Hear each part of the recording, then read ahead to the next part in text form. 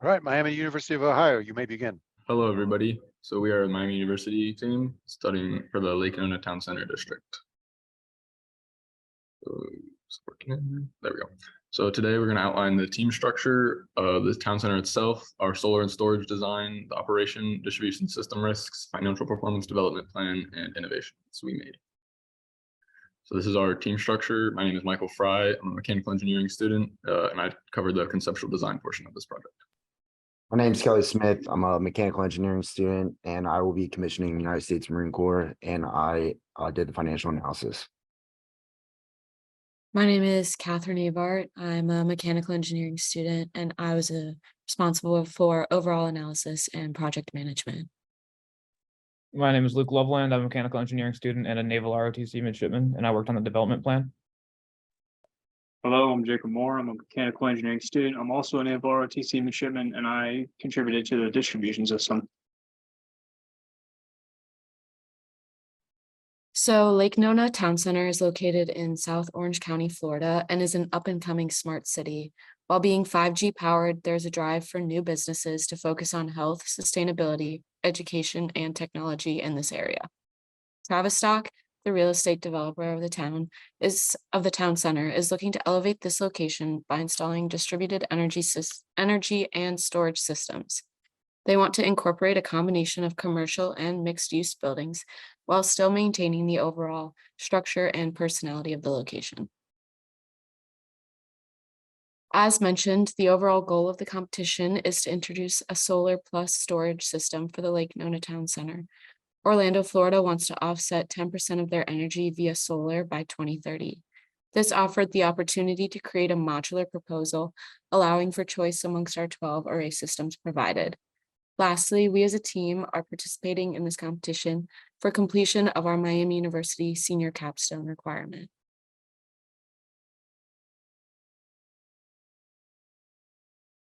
So our equipment specifications that we selected for the design, our panel is an SPR X21470 by SunPower Corporation. To select this panel, we made a selection matrix of the available panels provided and then evaluated them based on efficiency, cost, and weather resilience. And we eventually selected this one because it has a 21.7% efficiency. The weather resilience that it offers is good for Florida in terms of temperature and storm damage.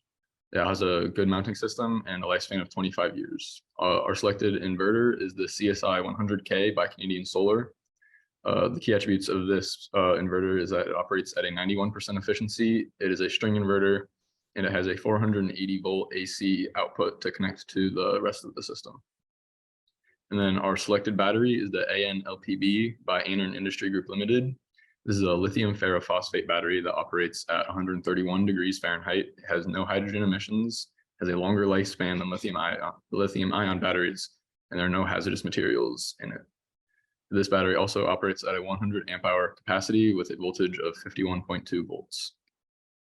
Here we have a table showing each of our locations, their output, the number of panels, and number of inverters at each location. As you can see from the output chart, the biggest system we had was the ground mounted system, followed by Garage G and the HQ Garage. And then here we have a couple of screenshots from Aurora showing our panels arrays at the Gateway Garage, ground mount, and then here HQ Garage and Garage G. And these were 4 of our biggest systems, so we wanted to showcase those. In terms of our site selection, we analyzed rooftops, floating arrays, and the ground mount. We disqualified floating arrays early on just because they were far from the town center, which would lead to extra installation costs in terms of wiring it to the buildings that were closest. There's also a lot of potential environmental impacts, especially with Florida because of hurricanes and floods that could damage these panels and lead to even more costs and loss of productivity.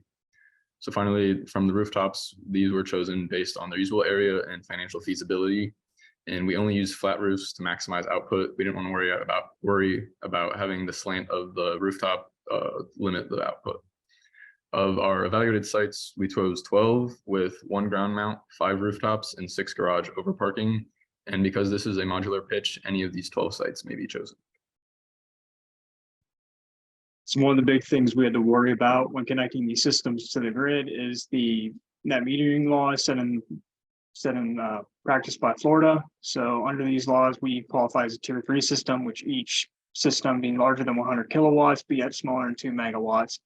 The way we got around having the large system was we broke it down into 2 smaller systems to accommodate that. The next thing we have to worry about is the voltage issues caused by implementing the solar panels. However, each of these issues can be solved through the implementations of our inverters and our battery systems, as well as other mechanical protective devices.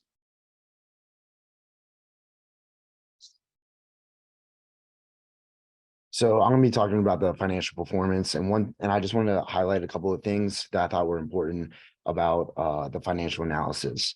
The first is the PACE program, and the PACE program is the Property Assessed Clean Energy Program that is funded not only by Orlando, but also the state of Florida.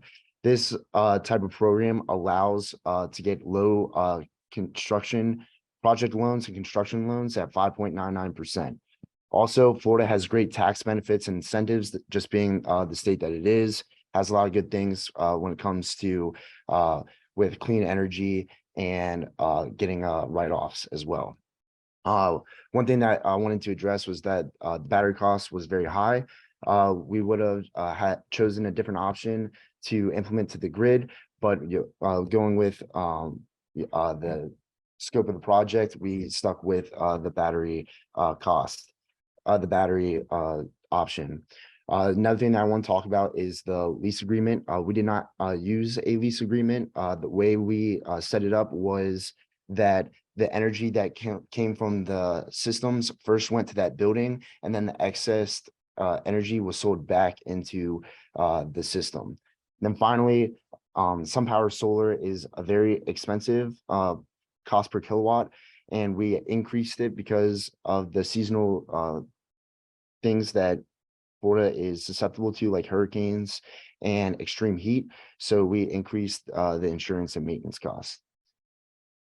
Next here is a summary of all of our modular proposal. The savings is upwards of 7 million after an energy savings. The project purchase price is what it costs to buy the whole system, and the project sale price is what we are able to sell the system after 25 years if all sites are selected. So for the development plan, here we got a list of all of our proposed systems with their locations and sizes. Because it's a modular approach, each system is independent. In order for the parties involved in making the decision to approve a project, they can pick their desired risk level based on each location. Slide, please. In terms of zoning, Orange County designates LMTC as an urban village. And this means that both commercial and residential land use is allowed. And then Orlando zones LMTC as a planned development. And for these reasons, we do not see any conflicts with land use or zoning laws.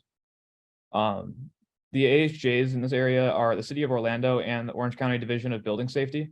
And the applicable codes that we looked into were Orange County Construction Regulations, Florida Building Code, and the National Electric Code. And then we also considered International Mechanical Code. So with Florida Building Code, Florida Building Code 103 explains the definition of a solar-ready zone. And a notable issue with the definition of solar-ready zones, according to Florida, is that they have a 5-story limit, which none of our rooftop locations actually fall within. However, those solar-ready zone conditions can easily be waived by any licensed design professional, and we feel confident that the waiver would be granted because of all the rooftop locations. They have waist height walls around the borders, and that reduces the effects of wind on the structure of the panels and improves the safety of workers doing installation and maintenance. Slide, please. We also provided example installation timelines for each type of location in our development plan, and that's because each of them has unique factors that would differentiate them in terms of permitting and installation. So for the rooftop locations, worksite access really would require cranes and other heavy equipment in order to get all the materials up top. And that's not needed necessarily for the parking and ground locations, which have a lot easier access. So we believe that construction costs would be higher and the construction timeline would take longer for those locations. But with the rooftop and parking locations, since that land is already developed, the access for getting, or the timeline for getting permits is decreased.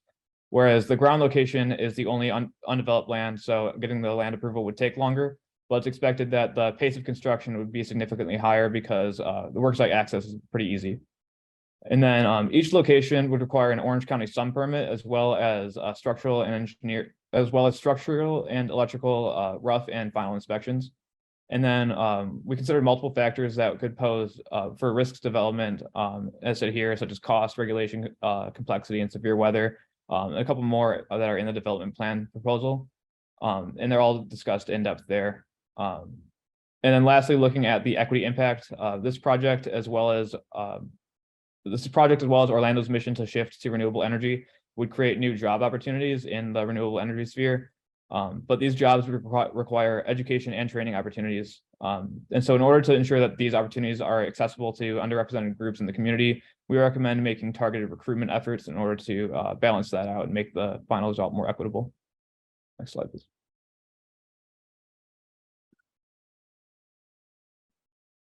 So looking at the overall analysis methods, we completed product development specifications for characteristics that are important in the selection process. This includes characteristics such as efficiency, cost, and maintenance. As feedback from our senior capstone advisor, the team went back and further analyzed all potential locations, adding 4 additional locations to our proposed system. And then further analysis was conducted and will be mentioned in the coming slides. So in terms of innovations made with the technology selection, system design, and operation, we use selection matrices for the selection of the panel and the battery. While to select the inverter, we ran simulation tests in Aurora Solar to determine which was the most efficient.